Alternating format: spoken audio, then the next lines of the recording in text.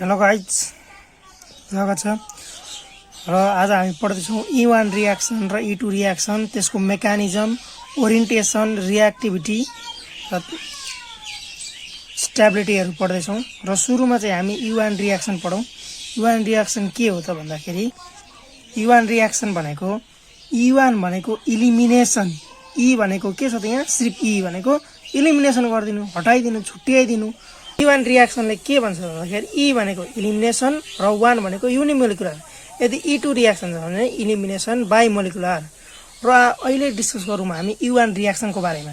E1 reaction भने के हो त भन्दाखेरि इलिमिनेसन रियाक्सन, त्यस्तो इलिमिनेसन रियाक्सन हो। इलिमिनेसन रियाक्सन भनेको छुट्याइदिनु। फर इक्जाम्पलको लागि जस्तो दुधमा पानी हुन्छ हैन, दुधलाई यदि हामीले ततायौँ भने त्यो दुधमा भएको पानी उडेर जान्छ, हो लास्टमा कुराउनी मात्रै बाँकी रहन्छ, हो त्यसलाई नै के भन्छ, इलिमिनेसन। छुट्याइदिनु अथवा हटाइदिनुलाई नै के भन्छ त, इलिमिनेसन भन्छ। हो त्यस्तै रियाक्सन हो यो पनि, the elimination reaction in which, त्यस्तो इलिमिनेसन रियाक्सन जहाँ चाहिँ the rate depends upon वानली upon the concentration of the substrate. Substrate भनेको कुरा भनेको के, हाम्रो के छ त, रियाक्टेन्ट्स हो, त्यसमा मात्रै डिपेन्ड हुन्छ। त्यही भएर the rate depends only upon the concentration of the substrate, सबस्ट्रेटमा मात्रै डिपेन्ड हुने भएकाले त्यही भएर त युनिमोलिकुलर भनेको त। But does not depend upon the concentration of base, जुन बेससँग उसले रियाक्सन गर्दैछ त्यो बेससँग उसको मतलबै छैन, सिर्फ सबस्ट्रेटसँग मतलब छ। अगाडिको रियाक्टेन्टसँग, एउटा रियाक्टेन्टसँग मात्रै मतलब गर्छ, कन्सन्ट्रेसन त्यसको मात्रै डिपेन्ड हुन्छ, त्यसमा मात्रै डिपेन्ड हुन्छ भने is known as E1 reaction. त्यसलाई नै इलिमिनेसन रियाक्सन भनियो हो।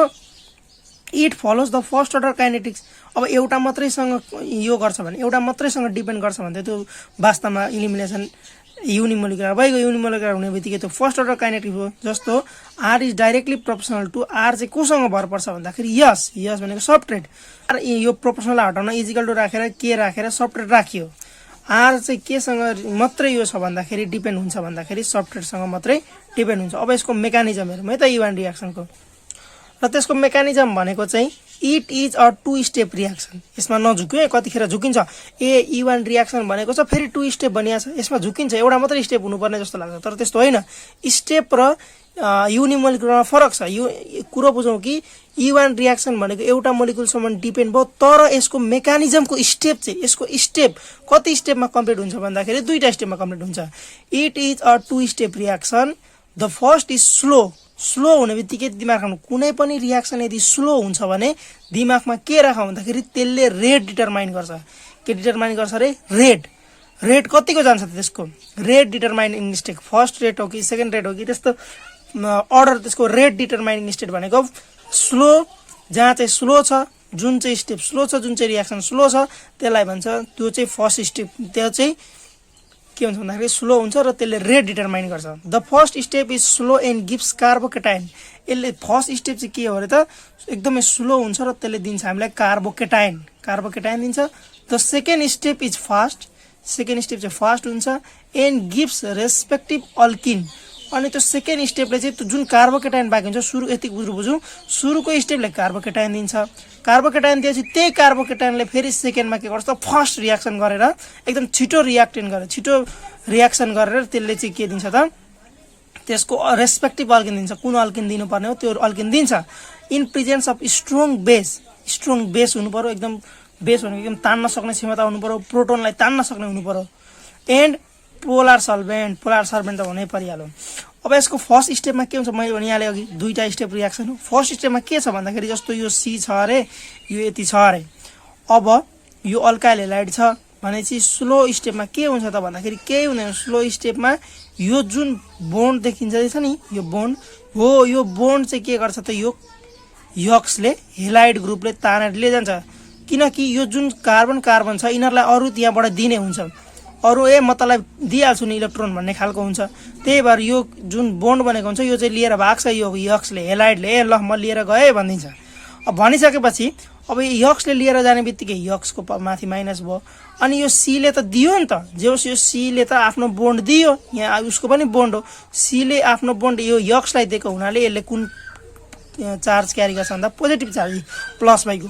त्यही भएर कार्बो यो सजिलो छ यो भनेको कार्बन हो अनि क्याटायन भनेको प्लस चार्ज लिएको छ त्यही भएर कार्बो भनेको कार्बन भइगयो क्याटायन भनेको चार्ज बोकेको छ है भनेको कार्बन कार्बो क्याटायन सकियो यसको बारेमा जस्तो अब यो फर्स्ट स्टेप हाम्रो सक्यो अब हाम्रो सेकेन्ड स्टेपमा के हुन्छ त मैले अघि भनेर दुईटा स्टेप छ यो त्यो माथिको फर्स्ट स्टेप र मुनिको यो सेकेन्ड स्टेपमा के हुन्छ त भन्दाखेरि हो त्यही अघिकै कार्बोकेटायन हेर्नु है अघिकै यो कार्बोकेटायन हो यो कार्बोकेटायन चाहिँ सोल्भेन्टसँग रियाक्टेन्ट गर्छ सोल्भेन्टसँग यदि मिसिसकेपछि सोल्भेन्ट भनेको जुनै पनि हुनसक्छ त्यसमा बेस हुन्छ हो त्यो सोल्भेन्टसँग मिसिसकेपछि के गर्छ त भन्दाखेरि यो H चाहिँ भाग्न खोज्छ यो H चाहिँ निस्केर जान खोज्छ यो जुन हाइड्रोजन टाँसिएको छ यो हाइड्रोजन भाग्न खोज्छ तर यो हाइड्रोजन भाग्नुभन्दा अगाडि यो जुन बोन्ड देखिँदैछ यो बोन्ड कार्बन र हाइड्रोजनसँग बोन्ड यो जुन बोन्ड देखिँदैछ यो चाहिँ दिन्छ यसलाई यो बिचमा के गर्छ त यो प्लस चार्जलाई न्युट्रल बनाउनको लागि यो बोन्ड चाहिँ स्वाट्ट उतापट्टि जान्छ र हाइड्रोजन चाहिँ भाग्छ प्रोटोनको रूपमा यसले के दिन्छ भन्दाखेरि यो यहाँ आइसकेपछि एउटा अल्किन दिने भयो रेस्पेक्टिभ अल्किन अब दुईटा स्टेप पुरो मजाले बुझ्यो फर्स्ट स्टेपमा के गर्यो त भन्दाखेरि केही छैन यो जस्तो एउटा अल्काइल हेलाइड भयो भने यो जुन हेलाइड ग्रुप छ यसले ले ओइ बोन्ड ले भन्छ लिएर जान्छ अब यो यक्सले के गर्छ ले बोन्ड ले भन्छ लिएर भागिहाल्छ अब लिएर भागेपछि यो यक्सको पावरमा कति भयो यक्सको माथि माइनस एउटा लागिहाल्यो चार्ज अब यसले दियो नि त लैजा भने यसमा प्लस आयो त्यही भएर यो कार्बोकेटायन सेकेन्ड स्टेपमा त्यही कार्बोकेटायन चाहिँ सोल्भेन्टसँग मिसिसकेपछि यो हाइड्रोजनको जुन बोन्ड छ यो चाहिँ बिचमा दिन्छ र यो हाइड्रोजन भागेर जान्छ भनेपछि यो डबल बन्ड अल्किन हुने भयो यसमा नझुकिकन एकचोटि हेरौँ अब अर्को स्टेपमा के छ भन्दाखेरि त्यही कुरो लेखेको छ द अल्काइल हेलाइड डिसोसिएट भनेको छुट्टिनु के गर्नु अरे अल्काइल हेलाइड जुन छ त्यो डिसोसिएट हुन्छ केमा भन्दाखेरि केमा छुट्यो त माथि अघि मैले लेखेको थिएँ कार्बोकेटायन इन्टु कार्बोकेटायनमा छुट्यो एन्ड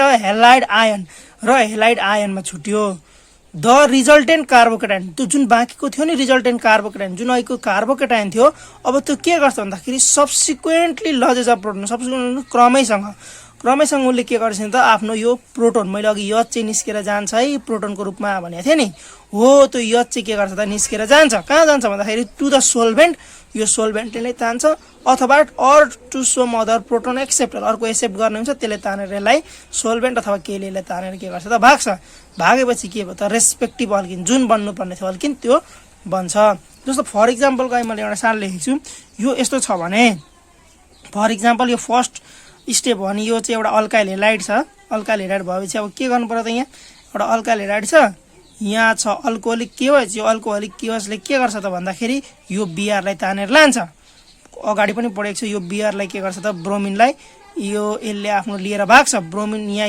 यो ब्रोमिनले यो जुन बोन्ड छ यो लिएर भाग्छ अब भागेपछि यहाँ कुन चार्ज आउँछ अरे प्लस चार्ज अहिलेको माथिको जस्तो यहाँ प्लस चार्ज अरू यहाँ जुन साइडमा छ त्यो साइडको लेखिहालिन्छ जे छ त्यही प्लस चार्ज अनि यो बिआर चाहिँ छुटेर जान्छ यो बिआर चाहिँ पछि केसँग मिसिन्छ भन्दाखेरि केबिआर हुन्छ त्यो हामीले पढे पनि थियो पहिले ल त्यसरी नै यो कार्बोकेटायन चाहिँ फेरि सोल्भेन्टसँग रिया गर्छ सोल्भेन्टसँग भनेको यो अल्कोहोलिक केओएच भएको र अल्कोहोलिकमा यो हुन्छ OC2H5 त्यो चाहिँ के गर्छ त यो जुन छ यसले के गर्छ ए बबुआ यहाँ त के रहेछ त हाइड्रोजन रहेछ ले भाइ तेरो हाइड्रोजन ले भनेर के गर्छ त यो हाइड्रोजन हेरौँ यहाँ छ यो के गर्छ त ए बबुआ तसँग त के छ त यहाँ प्लस चार्ज छ तसँग यहाँ प्लस चार्ज छ अब यो हाइड्रोजन भाग्न आँटेपछि यो बोन्डलाई यसले स्वाटै तानिहाल्छ तानेपछि यो हाइड्रोजन केसँग जान्छ C2H5OH भनेर जान्छ C2H5OH भनेर जान्छ बनिसकेपछि यो C2H5OH हुन्छ C2H5OH भएपछि अब यो ब्रोमिन अघि भागिहाल्यो अब यहाँ के बाँकी रह्यो त यो पनि यता गएपछि अब यहाँ रेस्पेक्टिभ अल्किन बन्छ कुरो सकिएको यति नै हो अब युवान रियाक्सनको चाहिँ अब यसको हामीले माथि पढ्यौँ मेकानिजम अनि इक्जाम्पल हेरौँ अब यसको रियाक्टिभिटी हेर्नुपर्छ सेम त्यस्तै छ अर्को ल यसकै ओरिएन्टेसन एन्ड रियाक्टिभिटी ओरिएन्टेसन भनेको नझुक्यौँ ओरिएन्टेसन भनेको के चाहिँ दिन्छ कि त प्रोडक्ट जस्तो अल्किन बन्ने चान्स दुईटा हुन्छ अब दुईटा भएपछि के हुन्छ त त्यो चान्स हेर्ने हो अब इवान रियाक्सनमा इलिमिनेसन बाई यो ओरिएन्टेसन र रियाक्टिभिटीमा हेरेको इलिमिनेसन बाई इवान जुन इवानको छ इलिमिनेसन सोज स्ट्रङ सेडजेप ओरिएन्टेसन यो सेडजेप ओरिएन्टेसनसँग भर पर्छ सेडजेप ओरिएन्टेसन भनेको नझुक्यौँ के भन्दाखेरि सेडजेप ओरिएन्टेसनले के भन्छ जस्तो यहाँ मानिलिउँ यहाँ डबल बन्छ हेरौँ है यो एउटा अल्काइल हेलाइडबाट दुईटा अल्किन बनेको छ यहाँ फर इक्जाम्पलमा जस्तो यहाँ चाहिँ डबल बोन्ड छ डबल बोन्डको यता र साइडमा के होस् भन्छ भन्दाखेरि सेडजेफ ग्रुपले धेरै धेरै कार्बन होस् धेरै धेरै मिथाइल ग्रुप होस् भन्छ अल्काइल ग्रुप धेरै होस् अनि मात्रै धेरै बन्छ त्यो भनेर भनिदिन्छ सेडजेफ ग्रुपले त्यति कुरा भन्छ यो डबल बोन्डको साइडमा के हुनु पर्यो त धेरै अल्काइल ग्रुप हुनु पर्यो यो C सँग CH3 जोडिनु पर्यो यो कार्बनसँग पनि यो CH3 जोडिनु पर्यो हो यस्तो CH3 जुन डबल बोन्ड कार्बन एटमहरु छ यो जस्तो छेउको कार्बन छ त्यसमा धेरै CH3 अल्काइल हेलाइड जोडियोस् भनेर भन्छ सेडजेफ ग्रुपले जस्तो यहाँ हेरौँ त डबल बोन्डको यहाँ C छ यो C सँग दुईटा अनि यो डबल बोन्ड यतापट्टिको C सँग एउटा भनेपछि योसँग दुईटा योसँग एउटा जोडियो तर यसरी हेरौँ त CH यहाँ डबल बोन्ड छ यहाँसँग त यो कार्बनसँग ल दुईटा जोडिएको छ मानिलिउँ यहाँ दुईटा जोडिएको छ तर योसँग त जोडिएको छैन नि त ला C सँग खोइ त अरु CH3 ग्रुप अल्काइल ग्रुप खोइ हो छैन भनेपछि यो जुन प्रोडक्ट हुन्छ यो चाहिँ थोरै बन्छ 18% मात्रै बन्छ तर यो डबल बोन्ड कार्बनसँग त धेरै धेरै CH3 जोडिएको छ यो C सँग पनि CH3 जोडिएको छ यो CH3 सँग दुईटा जोडिएको छ भनेपछि यो चाहिँ धेरै स्टेबल भयो नि त यो चाहिँ धेरै बन्ने भयो सेडजेफ रुलले त्यही भन्छ that is when more than one alkene can be formed जबकि एउटा भन्दा धेरै अल्किन योबाट जस्तो अल्काइल हेलाइडबाट धेरै वाला अल्किन बन्न सक्छ भने द मोर हाइली ब्रान्च भर्खर भने द मोर भनेको धेरै हाइली ब्रान्च भनेको धेरै हाँगा बिगा हुनु पर्यो हाँगा बिगा हैन ब्रान्च भनेको त हाँगा बिगा भन्ने यसको चाहिँ धेरै हाँगाहरु छ यसको धेरै हाँगाहरु भयो यसको त भयो त यसको त छैन ला यसको त ब्रान्चै छैन अरे बबुवा छैन भनेपछि यो के गर्छ त थोरै बनिहाल्छ यो के गर्छ धेरै बनिहाल्छ त्यही भएर highly branch alkane is the prefer product त्यही भएर जुन धेरै धेरै चाहिँ छ त्यो चाहिँ धेरै धेरै बन्छ यति कुरा दिमागमा राखौं ओरिएन्टेसन एन्ड रिएक्टिभिटीमा त्यही लेख्दा भयो अनि त्यसकै अलि ल्याङ्ग्वेज लेख्नुपर्छ केही छैन इन E1 रिएक्सनमा चाहिँ नि ओरिएन्टेसन एन्ड रिएक्टिभिटी जुन त्यो ओरिएन्टेसन र रिएक्टिभिटी छ त्यो चाहिँ कसले डिटरमाइन गर्छ भन्दाखेरि determine by relative rates of reaction in different step त्यो ओरिएन्टेसन यस्तो यो प्रिफर्ड प्रोडक्ट बन्ने यस्तै बन्नुपर्छ भनेर चाहिँ कसले भनिदिन्छ त कसले चाहिँ डिटरमाइन गर्छ कसको मर्जीले भन्छ भन्दाखेरि त्यो अघि हामीले दुईटा स्टेप गरेको थियौं नि हो त्यही दुईटा स्टेपले के गर्छ त डिटरमाइन गर्छ बबुवा त यस्तो यस्तो बन कार्बोकेटाइन बन त त यस्तो खालको कार्बोकेटाइन बन त यस्तो खालको प्रोडक्ट बन भनेर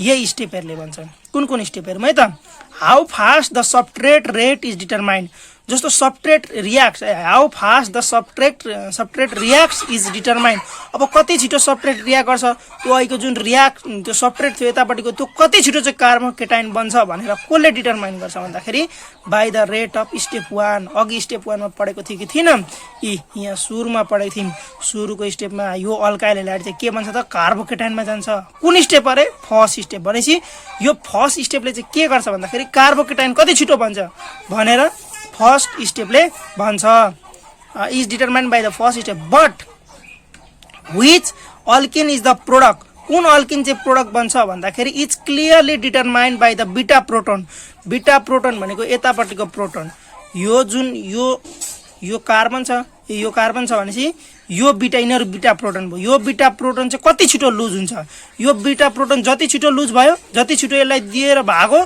त्यति छिटो चाहिँ के भन्छ त प्रोडक्ट बन्छ कुरा बुझ्यो by which beta proton is lost faster from the carbocation in second step मा के भयो त भन्दाखेरि जुनले चाहिँ छिटो दिएर भागो जसले छिटो दिएर भाग्छ त्यही त के भन्छ त प्रोडक्ट भन्छ यसले छिटो दिएर भागो भने छिटो प्रोडक्ट बनिहाल्ने भयो अघि दुईटा एउटा केस देखाएको थिए मैले यहाँ माथि भर्खरै हैन यो केसमा के गर्छ त यो केसमा यहाँ CH2 छ CH2 भनेको यो पनि बीटा कार्बन यो पनि बीटा यहाँ बीटा कार्बन हो यो बीटा कार्बन चाहिँ यो CH जति छिटो यहाँबाट एउटा H उडेर जान्छ त्यति छिटो यो प्रोडक्ट बन्ने भयो अनि अर्को केसमा भन्दाखेरि यो जति छिटो यो Br यहाँबाट भागेर जान्छ Br हैन H भागेर जान्छ त्यति छिटो यता के बन्ने भयो त प्रोडक्ट बन्ने भयो हो त्यसमै के छ त यसको डिटरमाइन हुन्छ कति छिटो चाहिँ प्रोडक्ट बन्ने भन्दाखेरि अब रिएक्टिभिटी के भयो त भन्दाखेरि reactivity is determined by step 1 of the mechanism अब रिएक्टिभिटी त्यही हो माथि यही कुरालाई ताउँदा पारेर लेख्ने हो ल्याङ्ग्वेज बढी बनाउने हो त्यही कुरो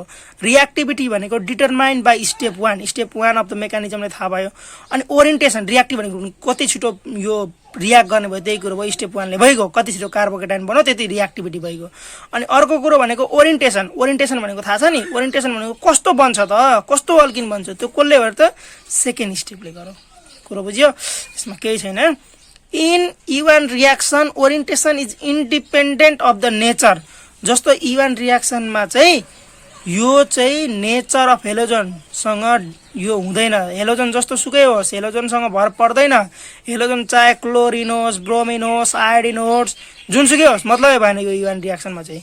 that departs in step 1 to form the carbocation. Carbocation बन्न कार्बोकेटाइन बन्न चाहे त्यो क्लोरिन होस्, चाहे ब्रोमिन होस्, चाहे आयोडिन होस्, मतलबै भएन इवान रियाक्सनमा। त्यति कुरो लेखिदिने। यति सम्झिन कि इवान रियाक्सनमा चाहिँ हेलोजन जस्तो सुकै होस्, मतलबै भएन। कुरो बुझ्यो?